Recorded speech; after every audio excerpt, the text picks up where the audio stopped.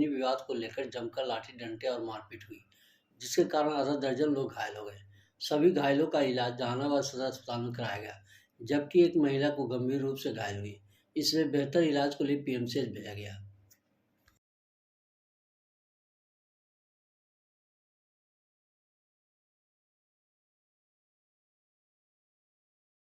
बात को लेकर विवाद हुआ। हमारा चाचा लोग से पहले बंटवारा हुआ था जमीन, तो हम लोग उसमें इंदिरा आवास हमारा माई को मिला, प्रधानमंत्री आवास योजना, उसमें काम लग रहा था। तो उसमें जब काम लगा तो दूसरे आदमी का वो ज़मीन निकल गया। वो आदमी कहा कि ये प्लॉट मेरा है, तुम इसमें क्यों बना रहा है? तो हम कहे कि तो ठीक है, अमीन लिया करके नपवा लीजिए। उन्होंने नापी करवाया तो उसी का हो गया। तो हम अपना ही जो हमारा पटीदार है उनसे हम जा कर के उनको भेजे, जिसका ज़मीन पहले था उनके के यहाँ गया, कल नापी के लिए बुलाने के लिए 10 बार, लेकिन ये लोग कोई नहीं आए, कोई भी नहीं आए। तो फिर सुबह सुबह उन लोग कहा कि ऐसा करो कि ग्रामीण बैठा करके आपस में मीटिंग करके तुम्हारा न्याय हम लोग दिला देंगे। तो हम पूरे गांव को बुला खबर कर रहे थे, इनको पास भी खबर करवाए। हम अपना माँ को भेजे कि आप जा करके उनको बोलो कि समाज में आ करके अपना बात कहेंगे, हमारा अधिकार जो है से हमको देंगे। इसी पर हमारा माँ गई दुआरे पर और लाठी या भाला पिस्तौल से हमको मार के माथा फाड़ दिया है और कहता है कि आग लगा के जला देंगे तुम्हारा। हमारा घर झोपड़ी वाला है सर।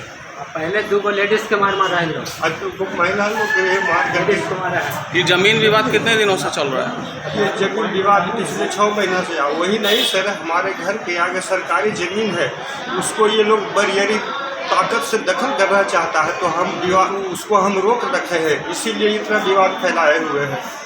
आपका नाम क्या? मेरा नाम सुरेंद्र पासवान हुआ।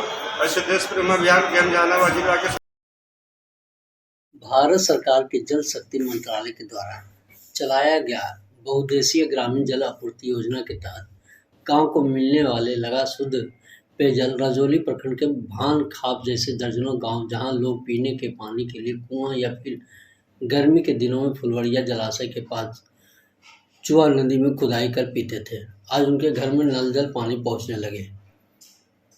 ये गांव फुलवड़िया जलाशय के अंदर बसा हुआ है। भाले खाप की रीना देवी कहती है कि मोदी जी की कृपा से घरों में पानी मिलने लगा है। कार्यपालक अभियंता लोक स्वास्थ्य अभियंता विभाग कहते हैं फुलवड़िया जलाशय के पानी का वाटर तटीय प्लांट को शुद्ध कर प्रखंड के 10 पंचायत के 90 गाँव में शुद्ध पेयजल पहुँचाया जा रहा है। 107 करोड़ की लागत से बनाया गया यह प्लांट, जिसे भारत सरकार और बिहार सरकार की संयुक्त शक्ति बताया गया है।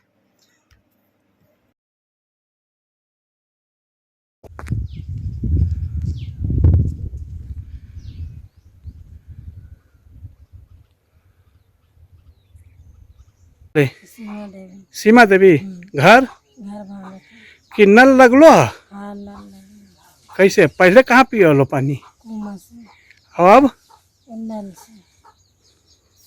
क्या लगे नल? क्या लगे थे मोदी जी? मोदी जी लगा दल खून के बोले हैं ना, तब शुद्ध पानी पी रहा है। हाँ।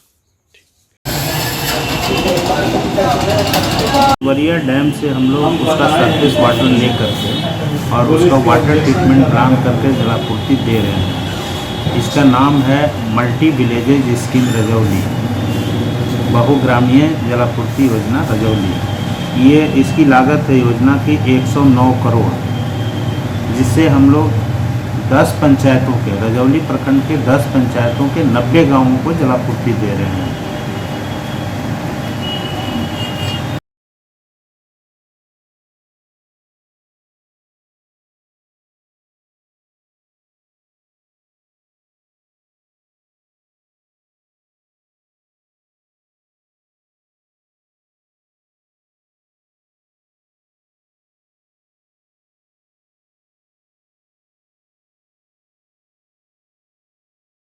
चुनाव को लेकर प्रशिक्षण कार्य शुरू हो गया। बताते चले कि प्रशिक्षण केंद्र सदर अनुमंडल पदाधिकारी उमेश भारती ने कहा कि आज से शुरू हुई प्रशिक्षण कार्यक्रम में 51 मास्टर ट्रेनर का प्रशिक्षण दिया गया है। ये ट्रेनर पिछले बार भी अगर कोई आगामी है बताते हैं, भले आप उसको हेल्प नहीं करें, किसको देना है, लेकिन उसको बता देना है ताकि वो मतदान प्रक्रिया पूरी करके निकलेगा। अगला मेरा जो मतदाता होगा जो बैलेट देंगे तभी लेगा। तो ये आपको अलर्ट मोड में रहना है। का ट्रेनिंग यहाँ पे चल रहा है। जैसा कि आपको बताया कि पंचायत निर्वाचन होना है और आज इसका अधिसूचना भी जारी होगी, उसके तहत हम लोग ने मतदान जो है हर तरह से बढ़िया तरह से निष्पक्ष हो, फ्री हो, इसके लिए हम लोग ने ट्रेनिंग प्रोग्राम का आयोजन शुरू कर दिया है। आज जितने भी हमारे मास्टर ट्रेनर हैं, 51 मास्टर ट्रेनर हैं, उसको हम लोग आज प्रशिक्षित कर रहे हैं ताकि इनके माध्यम से हमारे जितने भी निर्वाचन कार्य में लगे कर्मी और पदाधिकारी है सबको सही ढंग से लोग प्रशिक्षित कर सके और हम लोग निर्वाचन सफलतापूर्वक संपन्न करा सकें।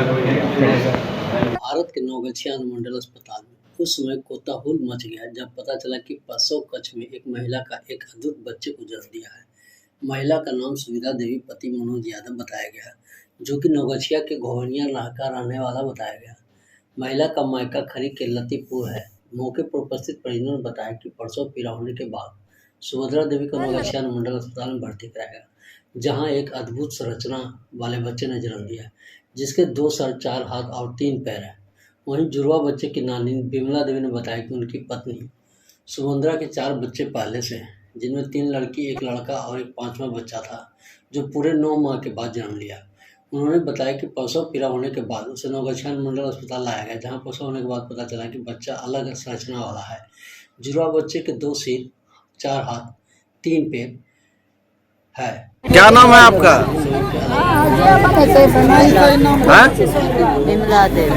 कहाँ घर है? अरे आप चुप कर, घर कहाँ है? और कहाँ भले बोलिए ना। इसमें तो देवी तो 3 ही है, लेकिन दोनों एक दूसरे से यूनाइटेड है। इसका थोरेस जो है यूनाइटेड है, हेड सेपरेटेड है लेकिन थोरेस यूनाइटेड है। ऐसा कभी कभी ऐसा बन जाए होता है। तो इसमें सर बच्चे के बचने की संभावना नहीं रहती है? नहीं रहती, बहुत कम। ऐसा होता क्यों है सर? तब भी निकलता है। इसका होने का कारण है कि मतलब वो जहाँ फर्टिलाइजेशन जो होता है उसमें बाइफर्केशन हो गया, 2 मतलब है, मेल स्पर्म और फीमेल ओवम जो यूनाइट करता है, उससे एक जाइगोट बनता है, उसी से एक बेबी डेवलप करता है। लेकिन किसी कारणवश जो है वो डिवीज़न हो जाता है, वो हाफ डिवीज़न होता है, जिससे कि 3 हो जाता है, लेकिन थोड़े से उसका यूनाइटेड रहता है, सेपरेट रहता है, थोड़े से यूनाइटेड रहता है। तो ऐसा सर देखा जा रहा है कि जब मान लीजिए वो प्रसव कराने के लिए आया तो उस समय पता चला कि बच्चा एबनॉर्मल है, तो पहले सर अल्ट्रासाउंड करके नहीं देख लिया गया था? वो बोल रहा है कि पहले भी अनुमंडल अस्पताल हम लोग आए थे यहाँ। हाँ, क्योंकि एक्सपर्ट लेडी डॉक्टर नहीं है, अल्ट्रासाउंड की सुविधा नहीं है, इसलिए इसकी अल्ट्रासाउंड यहाँ लेडीज डॉक्टर नहीं है सर? नहीं, लेडी डॉक्टर है लेकिन अल्ट्रासाउंड के लिए एक्सपर्ट है। भागलपुर सुल्तानगंज के नगर परिषद के आसपास के इलाके बाढ़ प्रभावित होने की वजह से सीओ तथा बीडीओ की बात नहीं मानने तथा एनएचएस के मुख्य मार्ग सुल्तानगंज से मुंगेर भागलपुर जाने वाला रास्तों को जाम कर दिया। वहीं घंटों जाम के बाद बाढ़ पीड़ितों ने कहा कि जब तक जिला पदाधिकारी आकर आश्वासन नहीं देंगे तब तक जाम हटाना मुश्किल होगा। इस दौरान स्थानीय थाना पुलिस अध्यक्ष थाना अध्यक्ष लाल बहादुर ने बाढ़ पीड़ितों को समझाने का प्रयास किया, लेकिन मानने को तैयार नहीं है। कुछ घंटों के बाद एम्बुलेंस भी जाम में फंस गया। किसी तरह एम्बुलेंस को जाने को दिया गया, लेकिन बाढ़ पीड़ितों ने अपनी समस्याओं एवं मांग को लेकर सड़क को जाम करता रहा। जिलाधिकारी के आने के बाद लोग अड़ गए, जोरदार हंगामा प्रदर्शन किया, सरकारी मुआवजा की मांग।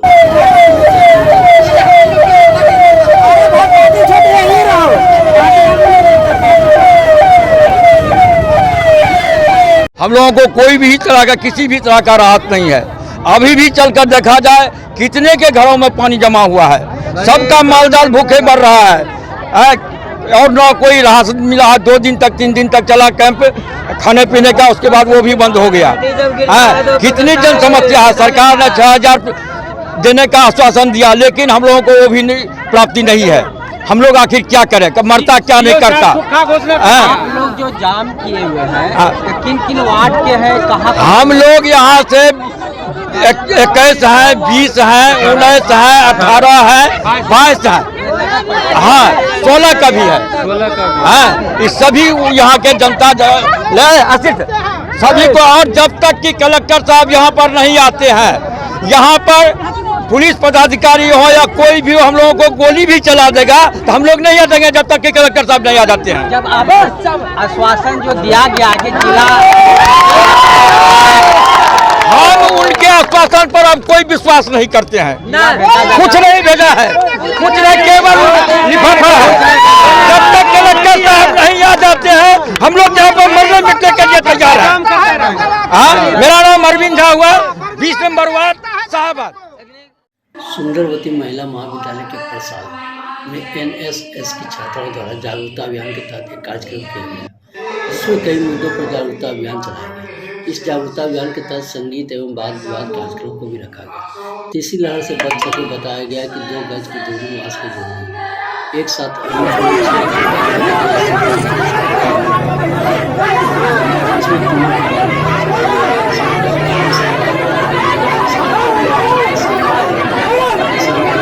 कई शिक्षण करने व अन्य लोग मौके पर मौजूद थे।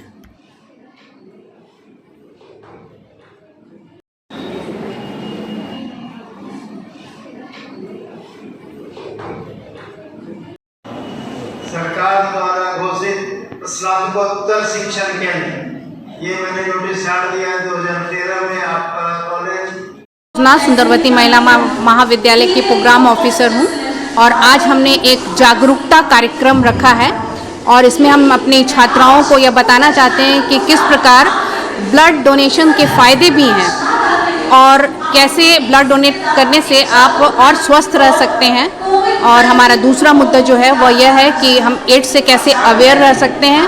और हमारा एक और ज्वलंत मुद्दा है और वह यह है कि आज के समय में जो इतने फ्लड आ रहे हैं और लोग इतने इफेक्टेड हो रहे हैं, तो कैसे रिलीफ के लिए हम उनके लिए क्या करें ताकि लोगों की सहायता हो सके और लोग अच्छी तरह जीवन यापन कर सके। ये 3 मुद्दे हैं आज।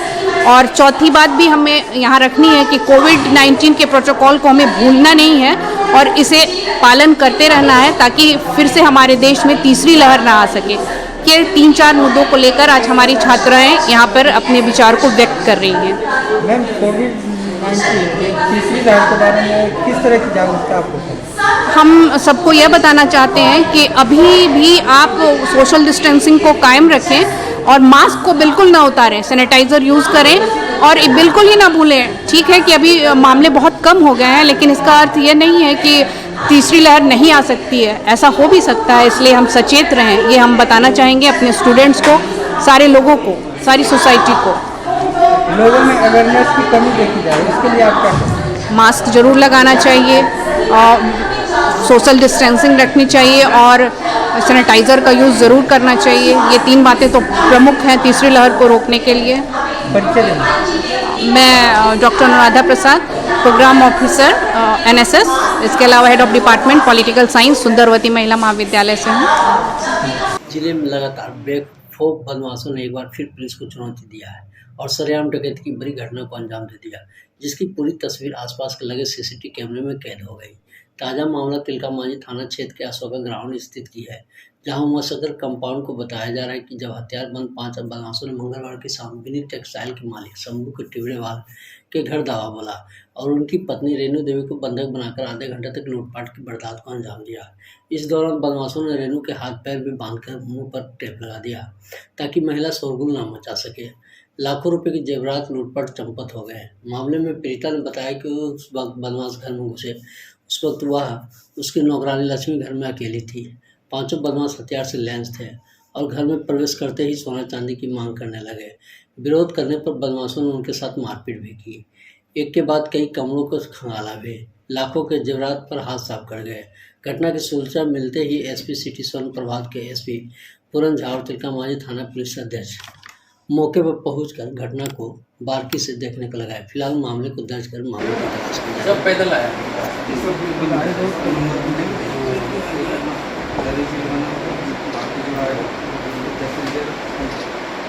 सब जूता मोजा सब है, मास्क टोपी। वही चीज नहीं समझ आ रही है, बिना नॉवल है ना, वो लोग अंदर आ गए, नहीं पता आप जैसे गेट खोले वो लोग अंदर कहाँ रहते हैं आप पर घर ना हो ना तो क्या करेंगे नाम क्या होगा हाँ लक्ष्मी बोलते हैं, मेरा नाम अर्चना देवी है। पिस्टल सटा के आपको अंदर ले आया गेट खोली और गेट पे से घुस गया। पांचों जने हम उस टाइम में डेली घर जाते मेरी मम्मी को कि क्या अच्छा फिर मेरा सब सामान सीलिंग पर रखा हुआ है। पांचों मतलब तीनों चारों करके आए, आके मेरा फोन छीन के फोन करके पटक दिए। अच्छा उसी के द्वारा फोन करता हुआ फोन पटक दिए मेरे से। मैं फोन पर बात कर रही थी मामी से। ठीक है फोन पटक के 1 लाख इस पर करके मारे पटक के। इसलिए हमको बोले कि हम बोले नहीं भैया आप लोग कौन है, क्या चाहिए तो बोले तुम बोले सेलो टेप इसका मुंह बंद करो। पूरा सेलो टेप निकाल के पहले मेरा मुंह समझा एकदम यहाँ से लेके यहाँ तक। वो सेलो टेप जो है आपके घर से लिया कि लेके आए थे? सेलो टेप भैया हम देखे भी नहीं, लोग लेके आए, लेकिन मेरे घर में सामने तो नहीं ना, ड्रॉबल तो खोले नहीं बोलो, लोग लेके आए होंगे शायद। मैंने हमको लगता लेके आया। हाँ बाहर में गिरा हुआ। गिरा हुआ सेलो टेप लेके पहले वो मेरा पूरा मुंह बांध दिए, पूरा मेरा हाथ बांध दिए, पैर बांध दिए। आप मुँह बांध दिया, ठीक है। इसे हमको बोले यहाँ से वो सामान पर यहाँ से सामने लोकर मिल हाथ पा क्या चीज़ बंधा हुआ? सेलो टेप से। सेलो टेप, ठीक है ठीक है। हाँ उसके बाद वो ये हमारी सारा एक तो वो बांधा मेरे को और एक वो हमारे सामने लोकर खोल के पर्स में जितना भी सामान था सारा वो निकाल दिया उसमें से। लॉकर खोल पीछे उस रूम में लोग गए, अलमारी लोग खोल के सारा ही किए। हमको बोले अलमारी तोड़ा या चाबी आपसे? नहीं उस रूम में चाबी हमसे सारा लिया वो। अच्छा चाबी लेके सारा अलमारी खोले, हमको बोले चांदी सब जो सामान था भैया सारा तो हम आपको दे दिए। आपको जब बांध ही दिया गया तो आप यहीं बैठी हुई थी फिर हमको ले गया उठा के ना फिर वो। अच्छा फिर बाद में ले गया उठा के, ठीक है। हाँ दूसरे कमरे में फिर वो मेरे को फिर एक थप्पड़ कस के आके मारा, हाथ पकड़ के कस के नोच के वो मेरे मारा वो। बोले सोना दो निकाल के। भैया सोना कहाँ से देंगे, हम लोग गरीब आदमी है, कमाने खाने वाले हैं। तो बोला कपड़ा का धंधा है और गरीब आदमी है। वो मेरे को मतलब 8-10 बार वो कस के मेरे पट्टी पर वो मारा, बीच में आके मेरे घर। हाँ सब हथियार सबके पास हथियार। एक तरफ कोरोना पूर्ण रूपेण गया तो वहीं दूसरी अब बाढ़ की तार से झेल रहा लोग अपने आप को किस तरह संभाले हुए हैं या भगवान ही मालिक है। वहीं दूसरी ओर बाढ़ से लड़ रहे कुछ लोगों को इस्लामपुर के मुखिया महेश मंडल और फौजी मुखिया जो छोटी प्रवक्ता कराने वाले बताए जा रहे हैं राहत सामग्री वितरण करने लगे हैं। तभी गोपाल मंडल के चचेरे भाई उनके प्लास्टिक की मांग किया है। इसी बीच छोटी प्रवक्ता के मुखिया महेश फौजी ने विधायक गोपाल मंडल के चचेरे भाई को गाली गलौज करते हुए दौड़ा कर लाठी डंडे से पिटाई कर दी। जब इस बात की खबर मीडिया को लगी तो मीडिया के पूछने जाने पर बताया कि मुझे रूम में बंद कर कई लोगों ने मारा और साथ ही बार बार उनका कहना हो रहा था कि गोपाल मंडल कौन है, तुम्हारा वो बचाने वाला नहीं आएगा। महेश मंडल ने उपनागर मंडल ने यह भी बताया कि जानता मुझे इस कदर क्यों पीटा है, मेरी आपसे कोई रंजिश नहीं है, सिर्फ विधायक गोपाल मंडल के घर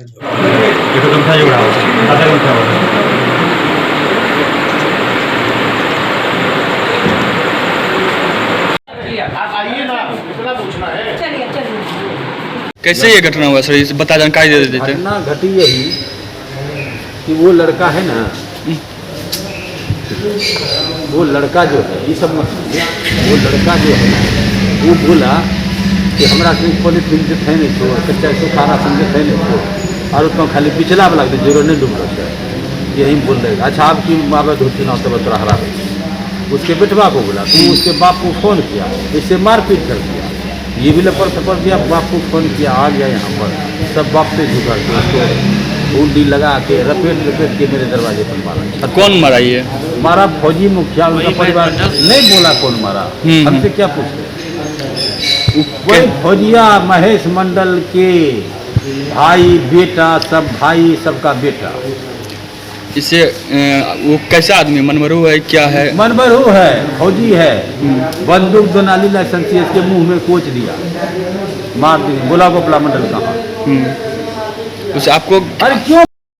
लखीसराय जिले के सुजगरा संवाददाता मणिकांत कुमार ने आयुष्मान भवन स्वास्थ्य केंद्र का जायजा लिया, जहां कई बातों को चर्चा करते हुए वहाँ के हालात जो कि आगे देखा जा सकता है। कुछ क्षेत्र में तो डेंटिंग पेंटिंग भी हुआ है, कुछ क्षेत्र तो टूटा हुआ भी है। बताएं कि जगह चिकित्सक कैसे बैठ सकते हैं।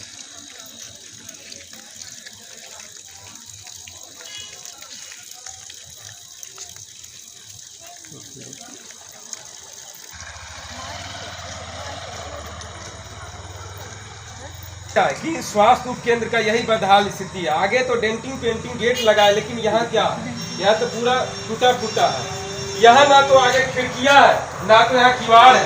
बता, इस स्वास्थ्य केंद्र का बदहाल स्थिति है। भूत बंगले में चिकित्सक या एएनएम कैसे बैठेगी?